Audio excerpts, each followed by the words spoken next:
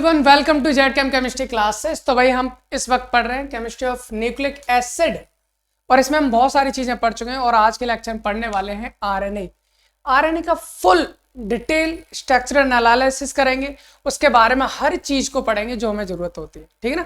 और इससे पहले हम 4 लेक्चर भी कर चुके हैं। ये लेक्चर थोड़ा सा टाइम से आया, 1-2 दिन बीच में गैप हो गए क्योंकि आपको पता था बीच में हमारे त्योहार चल रहे थे, तो आप भी एंजॉय कर रहे थे, हम भी एंजॉय कर रहे थे। अभी हमारा त्योहार खत्म हो चुका है, तो अभी हम क्या करने वाले हैं, वापस से अपनी पढ़ाई पर आ जाते हैं, ठीक है ना। तो जो हम कर रहे थे न्यूक्लिक एसिड को कंटिन्यू करते हैं। ये हमारा लेक्चर नंबर 5 है, इसमें हम करने वाले हैं आरएनए।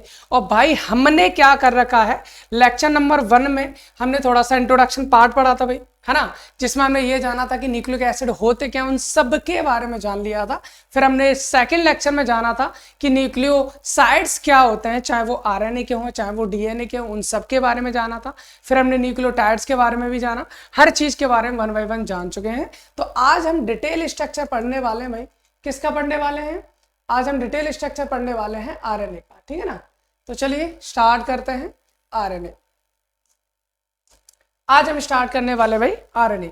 क्या होता है आरएनए, कहाँ पाया जाता है, कैसा स्ट्रक्चर होता है, काम क्या करता है, कितने टाइप का होता है, वो सारी चीजें जानने वाले हैं। चलिए भाई स्टार्ट करते हैं। सबसे पहली चीज होती है सर आरएनए एक्चुअल में क्या होता है, इसका नाम क्या है। तो इसका अगर फुल नेम की बात करें तो इसको बोला जाता है भैया राइबोन्यूक्लिक एसिड। आरएनए का नाम होता है राइबोन्यूक्लिक एसिड।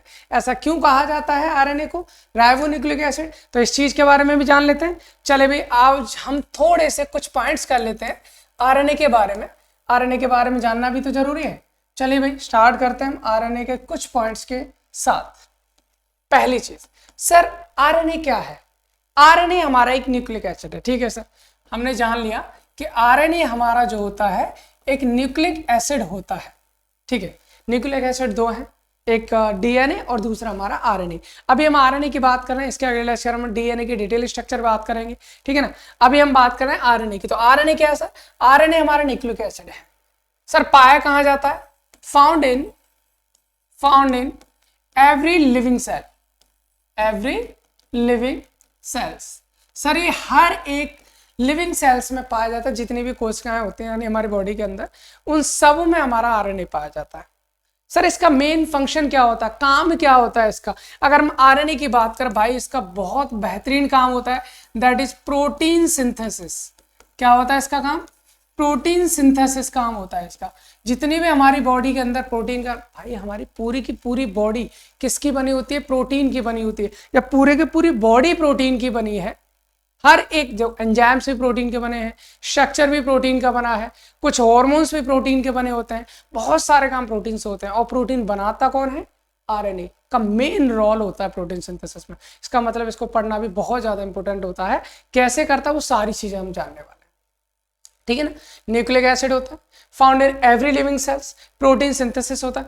आपको पता है जेनेटिक मटेरियल जो होता है वो हमारा डीएनए होता है, लेकिन कुछ जगहों पर कुछ वायरस ऐसे होते हैं जहां पर आरएनए भी as a genetic material work करता है। उन वायरसेस को हम क्या कहते हैं?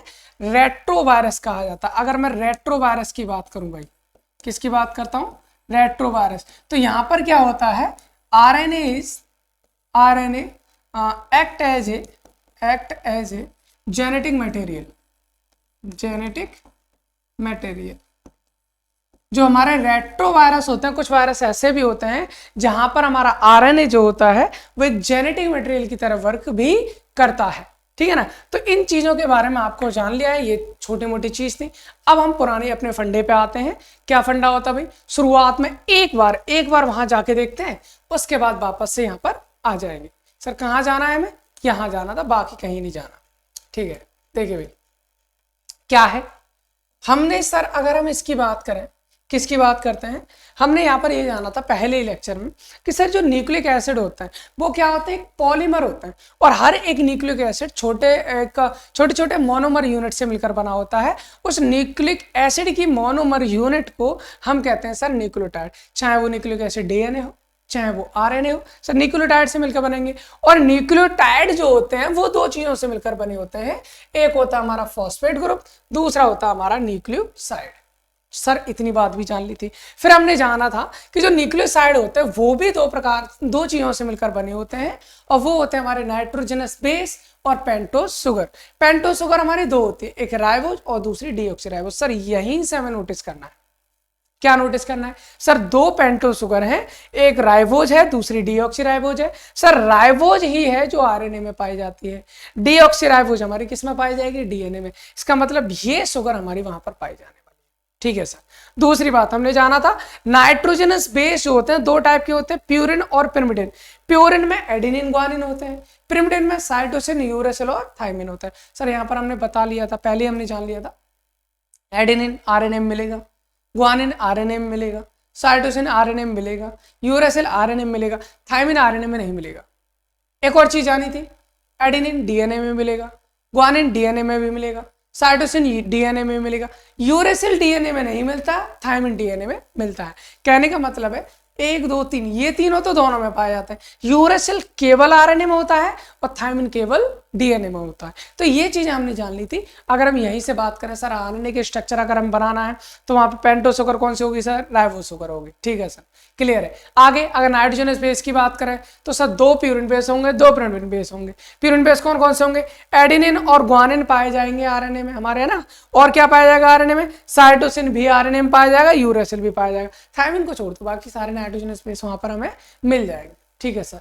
अब इन दोनों को बनाने के बाद जो न्यूक्लियोसाइड बनता है वो हमने बना लिया था, जैसे हमने क्या बताया, एएमपी, एडीपी, एटीपी, ये सब क्या थे, nucleoside of RNA, nucleoside of RNA थे, हमने जान लिया था, सॉरी न्यूक्लियोटाइड थे वो हमारे, एडिनोसिन, ग्वानोसिन, साइटिडीन और यूरिडिन, ये हमारे क्या थे, न्यूक्लियोसाइड थे। ये सब के स्ट्रक्चर हम जान चुके थे अगर आपने पिछले लेक्चर्स हमारे कर रखे हैं तो। अब न्यूक्लियोसाइड में फॉस्फेट ग्रुप जोड़े और फॉस्फेट ग्रुप जोड़ने के बाद न्यूक्लियोटाइड हमने बना लिए थे, ठीक है ना। एक बार इनको भी लिख लेते हैं पहले वहां पर, उसके बाद हम इनको देखेंगे वापस से जो चीज हमारी जानने वाली है। देखिए तो क्या क्या जानना सर, हमने यहाँ पर ये जाना है, हम यहाँ पर ये जानना भी चाहते हैं, क्या जानना चाहते हैं सर, कि जो हमारा आरएनए है, आरएनए में हमारी पेंटोस शुगर पाई जाती है, बिल्कुल पाई जाती है सर पेंटोस शुगर। अब भी पेंटोस शुगर कौन सी वाली पाई जाती है, पेंटोस शुगर पाई जाती है हमारी राइबोज शुगर। अच्छा राइबोज को भी कौन सी फॉर्म पाई जाती है, ये भी हमने बताया था, कौन सी पाई जाती है, beta D plus ribose sugar. अगर आपने लास्ट लेक्चर इनके नहीं देखे हैं तो भाई साहब देख लीजिए, क्योंकि बीटा फॉर्म कौन सी, अल्फा फॉर्म कौन सी, ओपन चेन कौन सी, क्लोज चेन कौन सी, ये सारी चीजें हमने बता रखी है लेक्चर नंबर 2 में, है ना। तो ये चीजें जानना भी आपको बहुत जरूरी है। तो पेंटोस शुगर हमारे आरएनए में पाई जाती है और वो कौन सी होती है, beta D plus ribose sugar पाई जाती है, ठीक है सर। इसके अलावा और क्या जानना है सर, इसमें तो हमारे नाइट्रोजनस बेस भी होते हैं, बिल्कुल होते हैं, क्या होते हैं हमारे नाइट्रोजनस बेस भी पाए जाते हैं। और अगर मैं नाइट्रोजनस बेस की बात करूं तो हमने बताया था भाई, क्या बताया था कि नाइट्रोजनस बेस होता है 2 प्रकार के होते हैं, कौन कौन से होते हैं, एक होते हैं प्यूरिन, एक होते हैं प्यूरिन बेस और दूसरे होते हैं पिरिमिडिन बेस, पिरिमिडिन बेस, ठीक है सर। प्यूरिन बेस कौन कौन से पाए जाते हैं सर आरएनए में, अगर मैं प्यूरिन बेस की बात करूं तो प्यूरिन बेस पाए जाते हैं, एक होता है एडेनिन, एडेनिन पाया जाता है और दूसरा हमारा ग्वानिन पाया जाता है, एडेनिन पाया जाता है और ग्वानिन पाया जाता है। एडेनिन को ए से दिखाते हैं, ग्वानिन को जी से दिखाते हैं। अगर हम पिरिमिडिन बेस की बात करूं, सब पिरिमिडिन भी 2 बेस पाए जाते हैं हमारे आरएनए में, कौन कौन से पाए जाते हैं, एक पाया जाता है साइटोसिन, है ना, साइटोसिन, और दूसरा पाया जाता है यूरेसिल। अगर मैं साइटोसिन की बात करूं सी से दिखाते हैं, यूरेसिल को हम यू से दिखाते हैं। तो ये हमारे 2 हमारे क्या पाए जाते हैं, सॉरी 4 हमारे नाइट्रोजनस बेस होते हैं और हमारी पेंटोस शुगर हमारी कौन सी होती है, राइबोज शुगर हुआ करती है। इनसे मिलकर हमारा पूरा का पूरा आरएनए बना होता है। अब एक काम करते हैं, आरएनए का स्ट्रक्चर बनाते हैं। स्ट्रक्चर बनाने से पहले थोड़ा सा और एक तरफ जाते हैं, कहाँ जाते हैं भैया, पहली बात तो राइबोज शुगर पाई जाती है, राइबोज शुगर का स्ट्रक्चर एक बार देख लीजिए, हालांकि हमने पहले ही आपको इस चीज के बारे में बता रखा है। तो देखिए जरा, हमने राइबोज शुगर का स्ट्रक्चर जाना था, हमने जाना था कि राइबोज शुगर जो होते हैं वो ओपन चेन स्ट्रक्चर भी शो करता है और साइक्लिक स्ट्रक्चर भी शो करता है। साइक्लिक में 2 करता है, अल्फा फॉर्म और बीटा फॉर्म। तो सर ये वाली जो बीटा फॉर्म है यही हमारी पाई जाती है कहाँ पर, जो हमारा क्या बोलते हैं, ये बीटा फॉर्म जो होती है यही पाई जाती है हमारी आरएनए में, ठीक है ना। उसके बाद हम जब किस पे गए थे भैया, नाइट्रोजनस बेस पे गए थे। नाइट्रोजनस बेस का स्ट्रक्चर भी हमने जान लिया था, ये हमारा स्ट्रक्चर किसका है, एडेनिन का, और ये हमारा स्ट्रक्चर किसका है, ग्वानिन का। फिर हमने जाना था भाई ये हमारा, इसके बाद ये साइटोसिन, यूरेसिल, थायमिन का स्ट्रक्चर है। तो थायमिन तो हमारा पाया नहीं जाता आरएनए में, क्या पाया जाता है? साइटोसिन पाया जाता है, यूरेसिल पाया जाता है। इन सबको कंबाइन करके अभी स्ट्रक्चर हम बनाएंगे, ठीक है ना। तो उसको आपको देखना है। फिर हमने न्यूक्लियोसाइड ऑफ आरएनए पढ़े थे। तो चारों बेसों से हमारे 4 टाइप के क्या बने थे? न्यूक्लियोसाइड बने थे, एडिनोसिन, गुआनोसिन, साइटिडिन और यूरिडिन। और इनको मिलाकर हमारा क्या बन गया था? न्यूक्लियोटाइड। और न्यूक्लियोसाइड का स्ट्रक्चर भी हमने देखा था। हमने क्या देखा था? ये हमारे क्या था? बीटा डी राइबो शुगर थी। ये हमारा क्या? एक नाइट्रोजनस बेस है, एडिनिन। दोनों को मिला दिए तो क्या बन गया था हमारा? ये बन गया था हमारा एडिनोसिन। उम्मीद करता हूं आपको समझ में आया होगा कि एडिनोसिन क्या होता है। अभी हम एक काम करते हैं, इसी एडिनोसिन की हेल्प से, चलो एडिनोसिन नहीं, आगे करते हैं हम न्यूक्लियो, ये है हमारा स्ट्रक्चर ऑफ डीएटीपी बनना है। चलो वापस से बना लेते हैं, कोई दिक्कत नहीं। हम यहाँ से आरएनए का एक बार मैं रफली स्ट्रक्चर बनाने की कोशिश करता हूँ, उसके बाद आपको प्रॉपर सारी चीजें दिखा देंगे, ठीक है ना। चलिए काम करते हैं। स्ट्रक्चर ऑफ आरएनए, यहां पर हम बात करते हैं भैया स्ट्रक्चर ऑफ आरएनए की।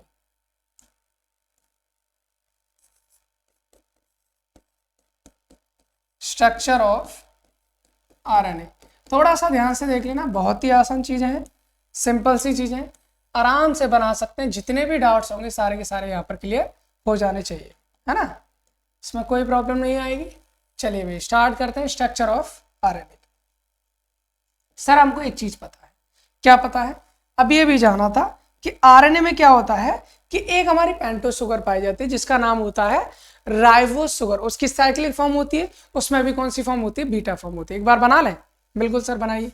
तो हम एक काम करते हैं, यहां पर बना लेते हैं। एक है ये हमारी 5 मेंबर्ड रिंग, ठीक है, 1 2 3 4 5 इस तरह से होता है हमारे। और यहां पर हमारा कुछ इस टाइप से होता है कि यहां पर हमने क्या लिया था भाई?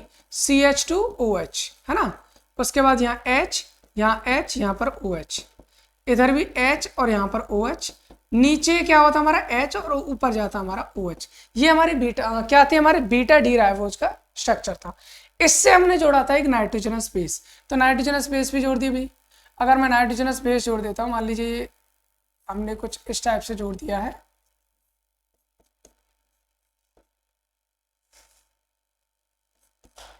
अरे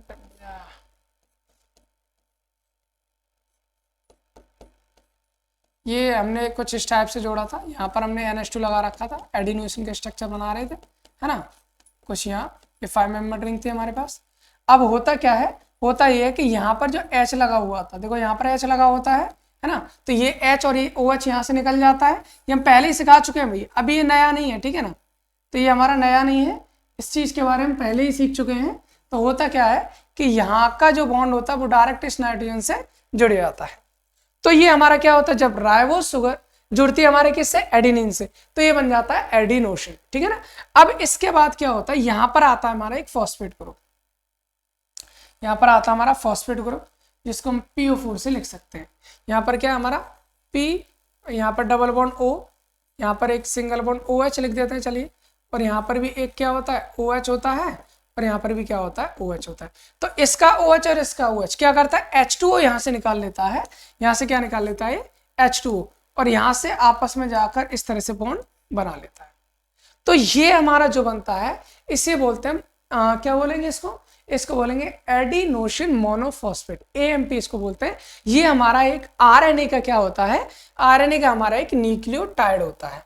अब ऐसी तरह से हम न्यूक्लियोटाइड आपस में एक चेन से जुड़ते चले जाते हैं तो हमारा बन जाता है पॉलीन्यूक्लियोटाइड, जिसे हम आरएनए भी कहा जाता है। तो इसको मैं एक काम करता हूँ, कॉपी करता हूँ, फिर आपको सारी चीजें दिखा दूंगा। एक बार बस थोड़ा सा वेट कर लीजिए, फिर आपको चीजें क्लियर हो जाएंगी, ठीक है ना। मैं यहाँ से इसको वापस से कॉपी करता हूँ कुछ इस टाइप से। उम्मीद करता हूँ कि आपको समझ में आ रही होंगी चीजें। ये मैंने यहाँ पर इस तरह से ले लिया है, ठीक है ना। ओके, तो यहाँ पर देखिए एक न्यूक्लियोटाइड ये रहा, दूसरा न्यूक्लियोटाइड मेरा ये रहा। अब होता क्या है, यहाँ से अगर मैं बात करूं तो जहाँ देखिए नंबरिंग यहाँ से स्टार्ट होती है 1 2 3 4 5, यहाँ पर भी 1 2 3 4 5। होता क्या भैया, तीसरे नंबर कार्बन पे एक OH है और यहाँ पर PO4 से यहाँ से वापस से H2 निकलता है, और H2 निकलने के बाद बीच में क्या रह जाता भैया? एक सिंगल ऑक्सीजन रह जाता। इन दोनों के बीच कुछ इस टाइप से, ठीक है ना। और इस तरह से हमारा क्या होता है, इसी तरह से यहां से भी होगा भाई, यहां से भी होगा, यहां से H2 निकलेगा और नीचे जो भी ग्रुप होगा वहां पर क्या रह जाएगी, सिंगल ऑक्सीजन, नीचे की साइड फॉस्फेट ग्रुप जुड़ता चला जाएगा। इसी तरह से यहां पर भी जब होगा तो इस तरह से ये भी ऊपर की साइड जाएगा और एक लंबी चेन हमारी बनती चली जाएगी। इससे बोलेंगे आरएनए का स्ट्रक्चर। सर एक बार हम वापस से ऐसे समझने की कोशिश करते हैं, यहां पर देखिए जरा गौर से,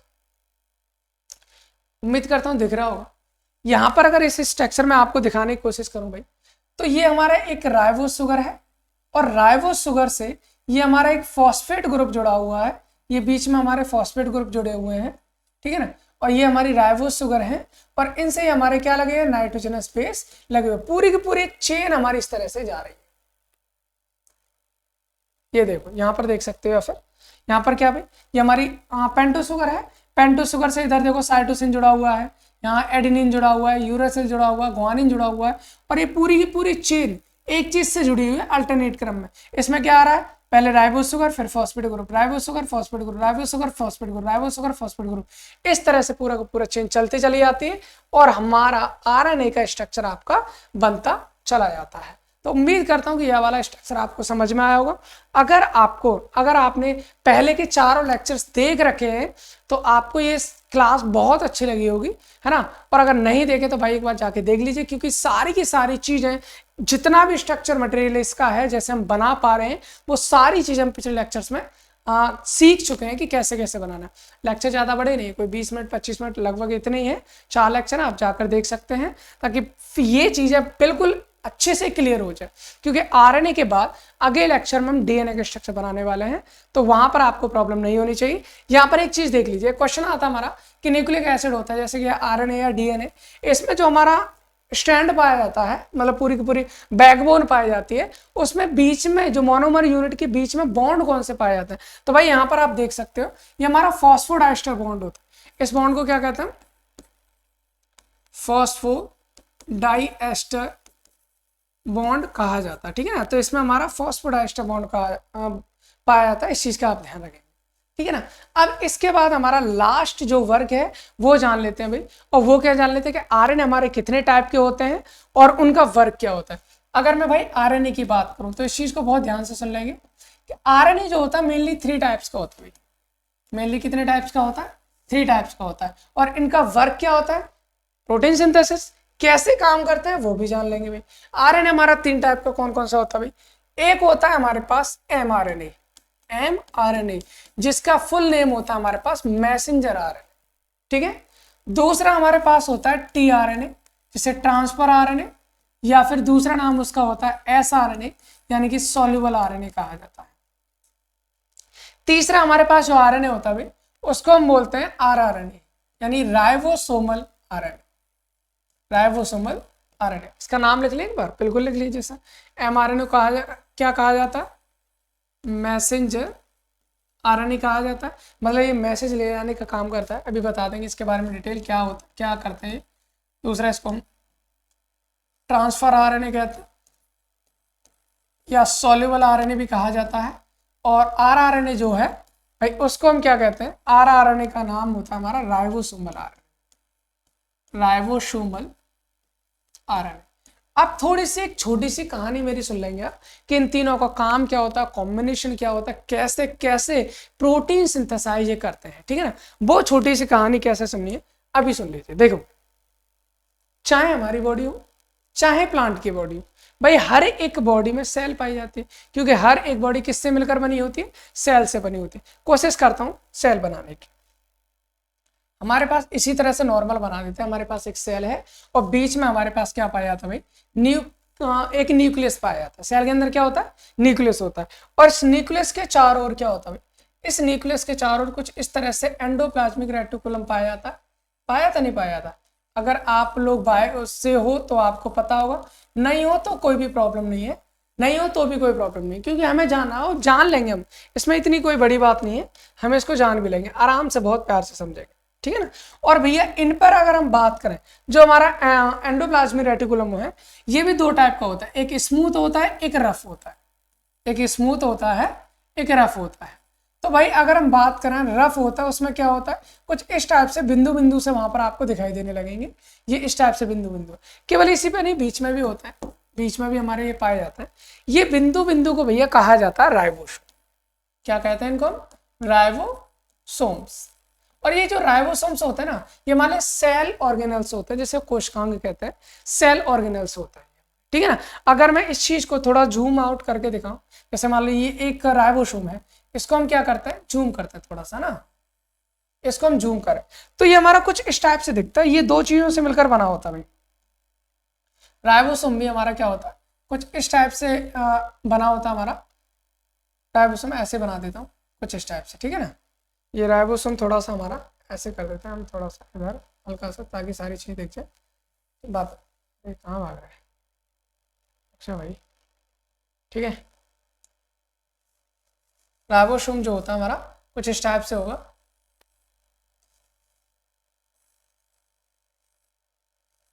ठीक है ना। मान लो, अरे यार और ज्यादा बेकार बनता जा रहा है।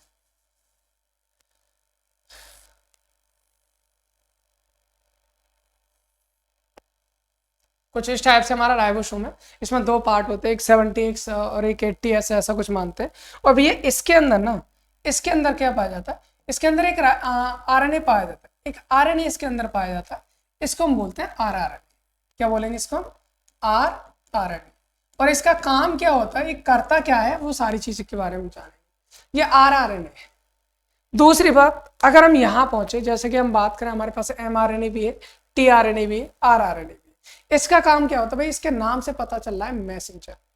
इसका काम होता है मैसेंजर। सपोज कि आप इस तरह से समझे कहानी के तौर पे, जैसे मान लीजिए हम कुछ काम कर, और काम करते करते हमें कोई चोट लग जाती है।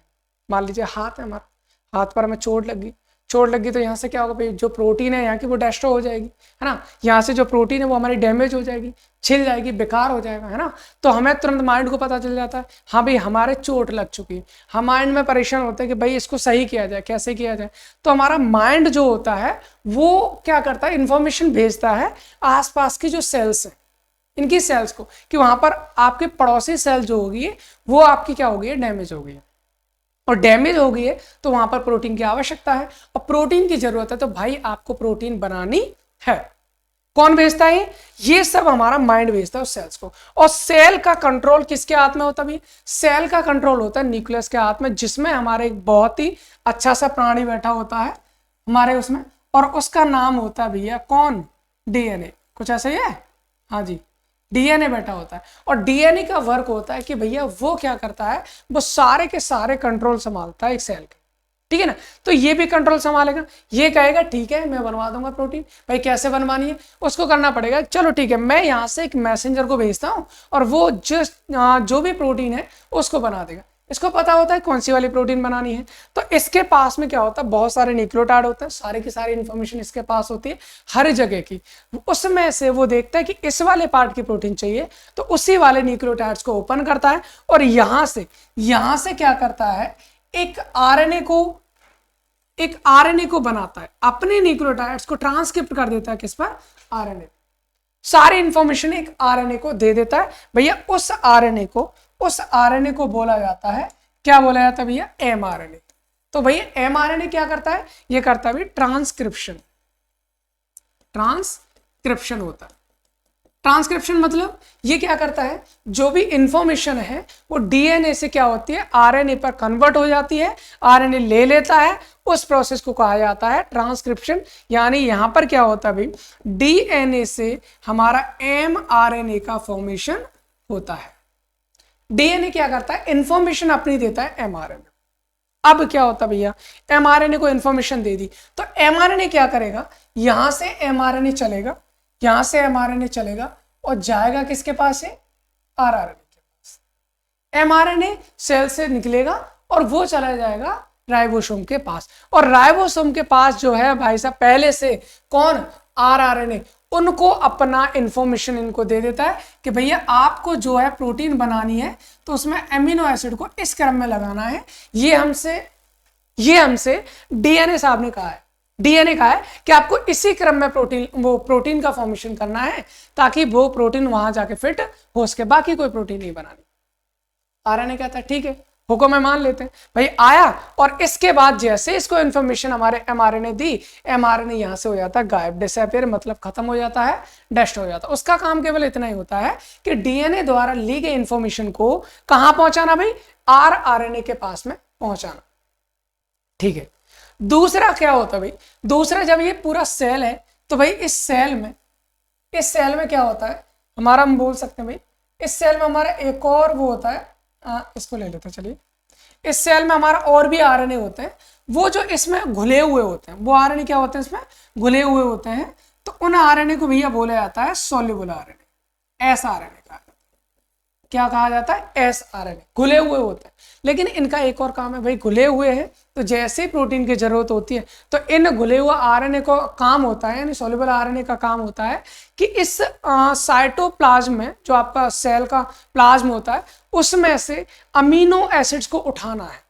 भाई आपको पता है प्रोटीन हम पहले पढ़ चुके हैं, तो वहां पर क्या था, सारी की सारी प्रोटीन किसकी बनी होती है, अमीनो एसिड्स की। तो ट्रांसफर उसका सॉल्युबल आरएनए का वर्क होता है कि सारे की इसमें से अमीनो एसिड्स को उठाकर राइबोसोम के पास लेके जाना। भाई प्रोटीन बनेगी किससे, अमीनो एसिड से ना, तो अमीनो एसिड को लेके भी तो जाने वाला कोई होना चाहिए, वो होता है सॉल्युबल आरएनए, क्योंकि ये सॉल्युबल होता है।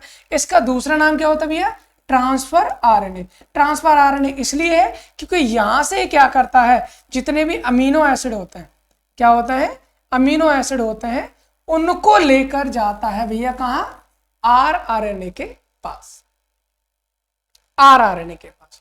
तो भैया अगर यहां पर हम बात करें, यहां पर जो टीआरएनए है इसका वर्क क्या होगा भैया, ट्रांसफर ऑफ, इसका वर्क होता है भैया transfer of amino acids, amino acids, इसका वर्क होता है हमारा transfer of amino acids from, या ये कर दो, टू राइबोसोम। ये राइबोसोम्स पर अमीनो एसिड्स का ट्रांसफर करता है, ठीक है ना। तो अब होता क्या भैया, अब होता क्या, अब काम बचा हमारा आरआरएनए का, क्योंकि हमारे पास 3 आरएनए थे, एमआरएनए मैसेज लेके आया, टीआरएनए अमीनो एसिड्स लेके आया, अब आरआरएनए के पास आ गया भी, आरआरएनए के पास एमआरएनए के द्वारा लाई गई सारी की सारी इंफॉर्मेशन है, सभी अमीनो एसिड्स को इस क्रम में लगाना है, टीआरएनए लाया सभी अमीनो एसिड्स को बटोर के, अब आरएनए क्या करता है, उस क्रम के अनुसार सभी अमीनो एसिड को एक क्रम में लगाता जाता है और एक प्रोटीन का सिंथेसिस करता जाता है, इस प्रोटीन का सिंथेसिस करता जाता भैया, और इस प्रोसेस का नाम होता है ट्रांसलेशन। क्या नाम होता है भैया, ट्रांसलेशन। इस प्रोसेस का नाम होता है ट्रांसलेशन, मतलब ये करता है हमारा प्रोटीन सिंथेसिस, प्रोटीन सिंथेसिस करता है, ठीक है। तो उम्मीद करता हूं ये सारी की सारी चीजें आपको समझ में आई होंगी कि क्या होता है आरएनए, स्ट्रक्चर क्या होता है उसका, वर्क कैसे करता है, प्रोटीन सिंथेसिस कैसे करता है, कितने टाइप का होता है, सारी चीजें आपको समझ में आई होंगी, है ना। तो भाई अच्छा लगा है लेक्चर, बाकियों को शेयर कीजिए, जिनके जरूरत है उनको जरूर भेजें इसको, ठीक है ना। अगले लेक्चर में हम आपके लिए डीएनए लेके आएंगे, उसके बारे में थोड़ा और डिटेल लेके जाएंगे, अच्छे से पढ़ेंगे, है ना। उसके बाद हम न्यूक्लिक एसिड को बिल्कुल खत्म कर देंगे, उसके बाद आपको कुछ नहीं बचेगा न्यूक्लिक एसिड में, चाहे किसी भी लेवल का कहीं से भी कोई भी क्वेश्चन आएगा आप 100% उसको सॉल्व करके आएंगे, एक क्वेश्चन आपका नहीं बचेगा, किसी भी कॉम्पिटेटिव एग्जाम हो, चाहे आपको कोई भी थ्योरेटिकल एग्जाम हो या कैसा भी एग्जाम हो, ठीक है ना। तो हम डीएनए को अगले लेक्चर में आपसे मिलते हैं डीएनए के साथ, और इस लेक्चर को यहीं पर हम समाप्त करते हैं, ठीक है ना। Okay, thanks for watching.